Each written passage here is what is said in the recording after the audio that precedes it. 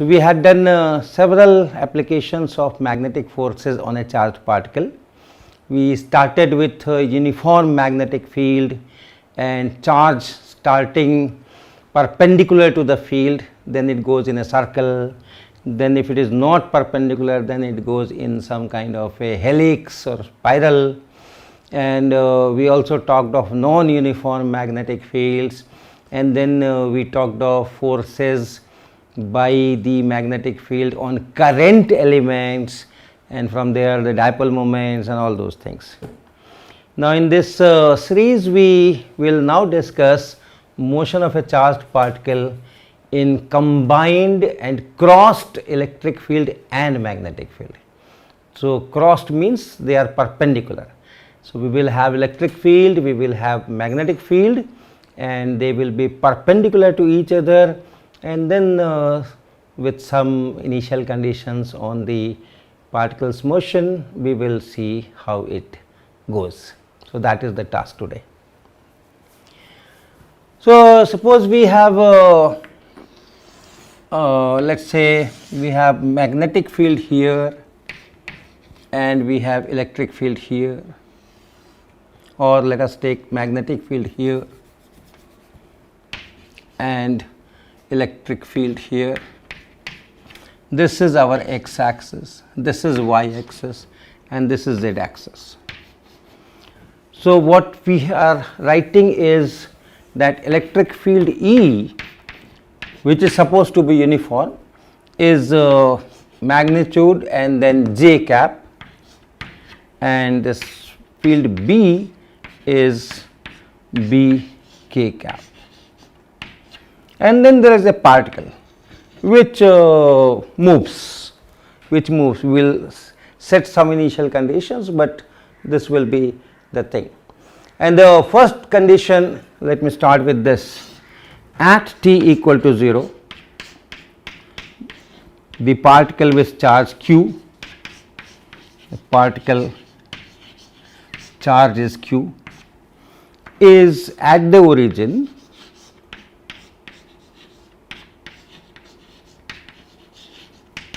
and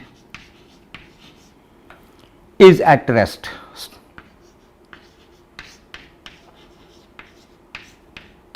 And then onwards the fields will take over, right. So at t equal to 0, the charged particle which has charge q is here, and at this instant it is at rest, and then see what happens, what these fields do.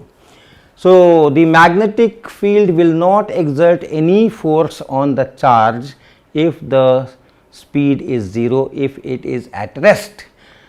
Electric field will exert a force, and that force will be in the direction of the electric field, assuming q positive.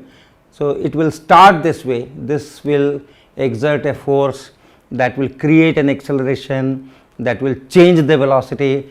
So it starts this way, so it should start this way.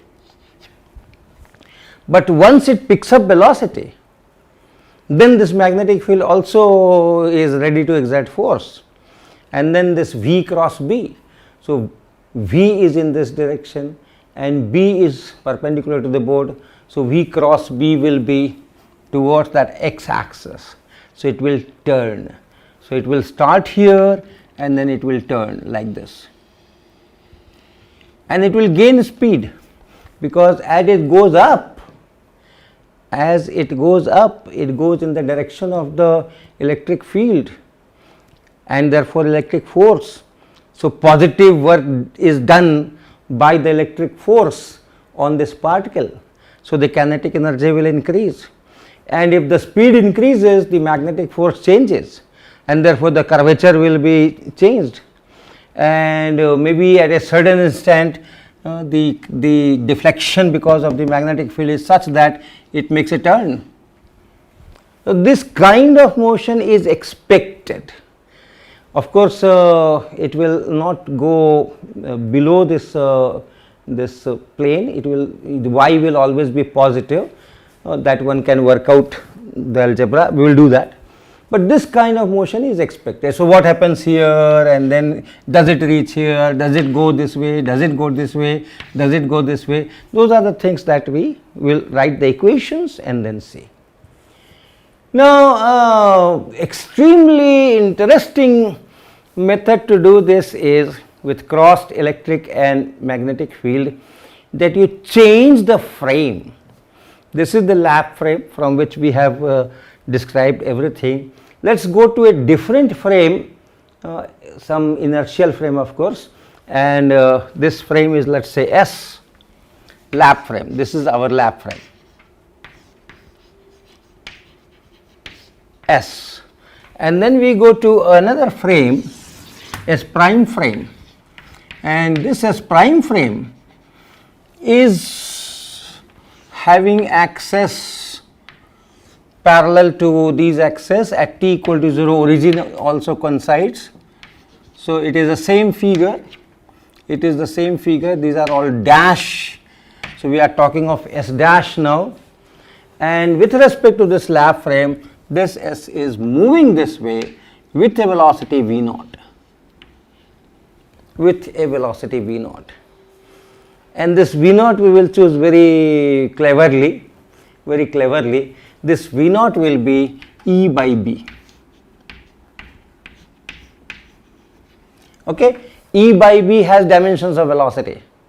The force is Q and then E plus Q V cross B, right. So E and B have dimensions such that E and VB has same dimension. So E divided by B will have dimension of velocity. So we choose, the E is given constant, B is given constant, so E by B is constant. We choose this as the velocity of S prime with respect to S, and remember this origin is here, this axis is here, this axis is here, and so on, but this is at t equal to 0, and after that this will slide here and will go this way, this frame will go this way. So that is our S prime frame, that is our S prime frame, and in S prime frame, let us see what is the situation. In S prime frame, this is our X prime, this is Y prime, this is Z prime. So if this is velocity here V, then this V prime will be V and minus V naught t. Okay, V naught, V naught, V minus V naught. V naught is the frame velocity. In fact, this is a vector sign here, and this V naught is in this direction. So this is in I cap direction.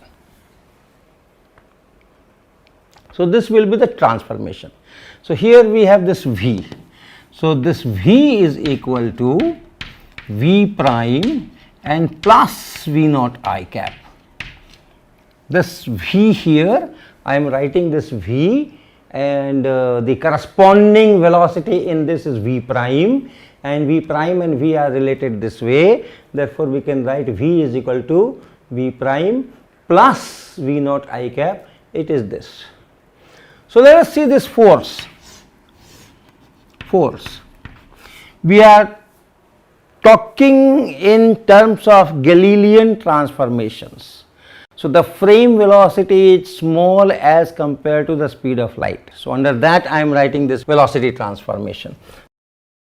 So this force, and then in Galilean transformation the force remains the same. If you have two inertial frames, then the force remains the same in the two frames. So this F is equal to, which is now F dash in this frame, Q and E will be there, which is in fact E j cap. So I can write it E j cap plus V, plus this V is here. So it is V prime and plus V naught I cap, this, and then cross B. So cross B is B k cap. So it is B and then k cap. This is equal to Q E j cap plus V prime cross B. This is B, this is B, this is B. So I can write it V prime cross B and then plus V naught here, this V naught here, this B here, and I cap cross K cap. I cap cross K cap is minus J cap. And here comes the simplification. So this is, remember, V naught is E by B. So V naught times B. V naught times B is just this capital E. And so this becomes Q E j cap plus V prime cross B, and then plus this quantity is E. So E and then minus j cap. Alright, V naught is capital E by B. So V naught into capital B is capital E. V naught into capital B is capital E and minus j cap. And this E j cap cancels with this E minus j cap, and therefore force on the charged particle in this frame, in this S prime frame, is equal to Q V prime cross B prime B. This B is same as this B. We are just writing this expression again here, because we know that in Galilean transformation, when you go from one inertial frame to another inertial frame, the force remains the same. So force in S prime on particle is same as force in S. So this is the force in S prime also, and we want to write it in primed quantities. Therefore we are writing all these things. What we find is the force on the particle, net force on the particle, is Q V prime cross B. What does it tell? You have a charged particle, you have a velocity, and the force is Q times velocity times magnetic field B. What does it mean? It means in this frame the electric field is 0. There is no electric field in this frame, only magnetic field B, same magnitude as this, same magnitude, same direction. So that magnetic field is imported here, but the electric field is not. The electric field becomes 0 in S prime. In S there was an electric field, but in S prime the electric field is 0. There was a magnetic field in S, and the same magnetic field is here in S prime, but electric field is not the same. It is E here and it is 0 here. So that great simplification comes with a great message also, that electric field is frame dependent, and similarly magnetic field is also frame dependent. In this particular case it is independent of the frames in S and S prime, but in general we have seen that in particular case electric field is not the same. It is E here, it is 0 here. There are situations, there are cases in which the magnetic field will meet the same fate. So electric field and magnetic field are not absolute quantities, they are frame dependent quantities. That is the great message from this. Now coming to solving the equation in S prime frame, now our task is very simple. We only have a magnetic field and then there is a charge and it has some velocity. What happens at t equal to 0? At t equal to 0, we are in S prime frame. At t equal to 0, what is the velocity of the particle? It is at rest here. At t equal to 0, the particle is at rest at this origin, and if you view from S prime, which is itself going towards right with respect to this S, if you view from there, this whole S frame together with this particle is going towards left with a velocity of v naught, because s prime is going with a velocity of v naught towards right. So, with respect to s prime, s is going towards left with the velocity v naught, and therefore, in s prime frame at t equal to 0, the particle here is going towards left with a velocity v naught. So, the particle has a velocity minus v naught I cap.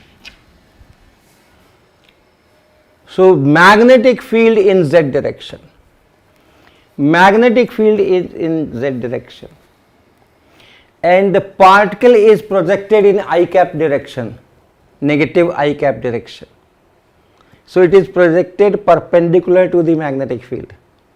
So, you have a uniform magnetic field, no electric field, and then you project a particle perpendicular to the magnetic field. What will it do? It will go in circle, right? We have done it several times. So, it goes in circle. So, I know what happens to this. I know what happens to this. If the initial velocity is in this direction, this is the initial velocity, and remember it is only magnetic field, this v naught is not going to change, the speed will remain v naught. The speed of the particle will remain v naught, and it will move in a circle this way or that way. Circle will be this way or circle will be that way. That we can work out from this v cross b. So, this is velocity is in minus x direction and the magnetic field in z direction. So, you can write that force at time t equal to 0. We are only writing that is q times the velocity is minus v naught I cap. This one is minus v naught I cap cross v cross b, b is bk cap. So, this is q v cross b j cap. I cap cross k cap is minus j cap, right? I j k I. So, k cross I will be j, but I cross k will be minus j. With this minus it will be this. The force will be in positive y direction. So, the force will be in positive y direction. So, it will go in a circle of this kind. It will go in a circle of this kind, this way, right? We have gotten the path in S prime frame, and it is a matter of transformation from S prime to S that we will get the path in our lab frame. But let us write x and y separately as a function of time. So, in this case here, what happens at time t?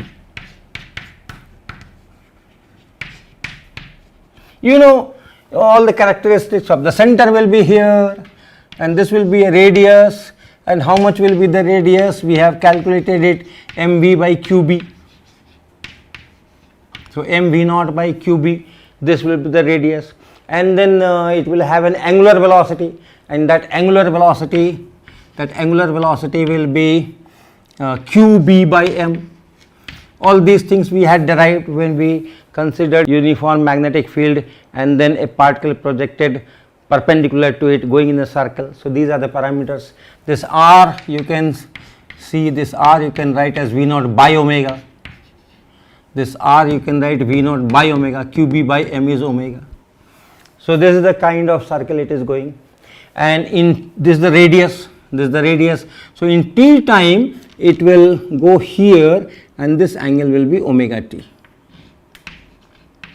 At time t, the particle will be here. The particle will be here. It has turned through this omega t. Omega is the angular velocity, remember. Okay. So, what is the x coordinate? What is the x coordinate at time t? This is the x coordinate. This is the x coordinate. And how much is this? This is radius capital R, this is angle omega t. So this is just r sine omega t. This length is r sine omega t, this length. So x is equal to minus r sine omega t. This is xy plane, x prime y prime plane. In this plane you have the circle. Okay, what is the y coordinate? This is the y coordinate. This is the y coordinate. This is x coordinate. This is x coordinate and this is y coordinate. How much is this? How much is this y coordinate? Y. Y is equal to this total r and then minus this total r and minus this much. This total r minus this much will be the y coordinate. In the direction of y, particle is here, so this is the y coordinate, this length is the y coordinate, and this length is this capital R minus this. And how much is this? This is this capital R cos of omega t. So this is minus r cos of omega t. So that is x prime and y prime. These are the coordinates of the particle at time t. Now what are the coordinates at time t in S frame, in the lab frame? What do we do? What do we do? We have this relation here. We have this relation here. We have V prime is equal to V and minus V naught. This is I cap. It is this. So this is dx. If I look for x component, say, so it is V prime x component. We are talking of x component is equal to Vx component and minus V naught. This is x component. So dx prime dt is equal to dx dt and minus V naught. So we can just integrate and see that x prime is x minus V naught t. X prime is x minus V naught t. So you can write this, from here, this is x minus V naught t. X prime is x minus V naught t is equal to minus r sine omega t, and therefore x is equal to V naught t minus r sine omega t. You can further simplify it, V naught divided by omega times omega t here, and this r is V naught by omega. We had seen r is V naught by omega, so minus V naught by omega here, and then sine of omega t, and that is equal to V naught by omega and omega t minus sine omega t. We have got an x coordinate as a function of time. So let me write it here. X coordinate is V naught by omega and then in bracket omega t and minus sine omega t. What about y? What about y? You can do the same thing here. Y coordinate, y component. So V prime y is equal to Vy. V prime y equal to Vy, and this is 0. There is no y component here. So it is just this, and from here you can write dy prime dt. It's same as dy dt. So y prime is same as y. Y prime is same as y. So y is just this. Y is equal to, what is y? Y is just this, r minus r cos omega t. R you can take common. R you can take common, and r is V naught by omega and then when you take r common, it is 1 minus cos omega t. So, it is 1 minus cos omega t.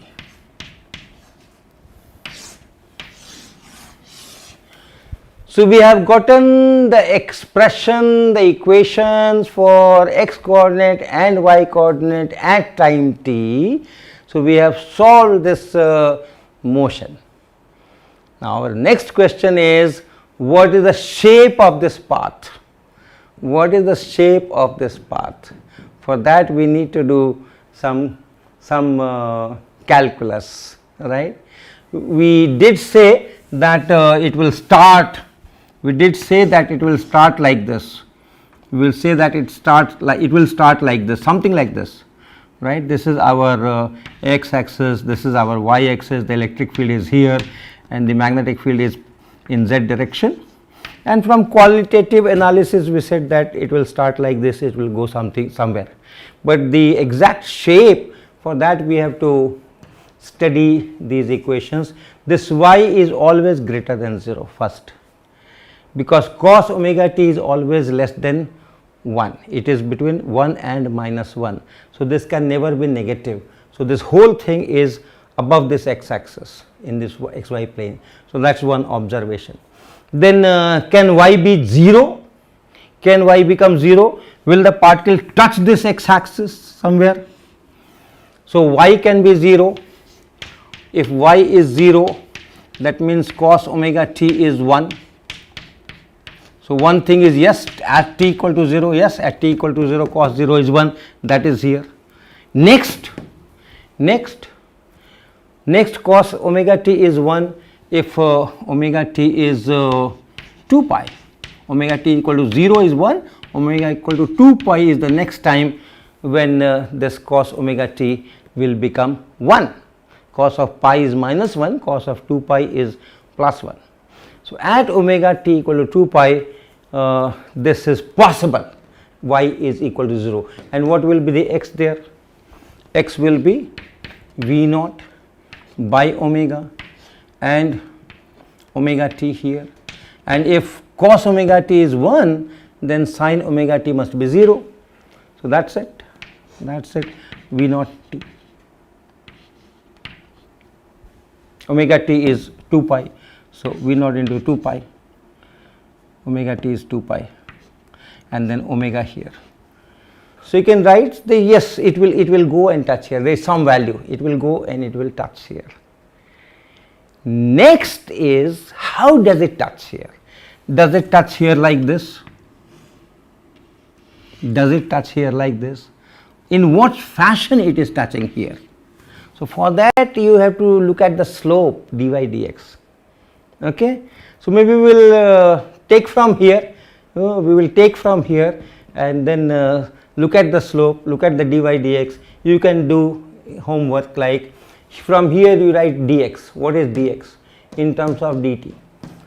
Here write what is dy in terms of dt, and then divide and get this dy dt, dy dx, and then look at what the shape of that slope. So, we will continue from here.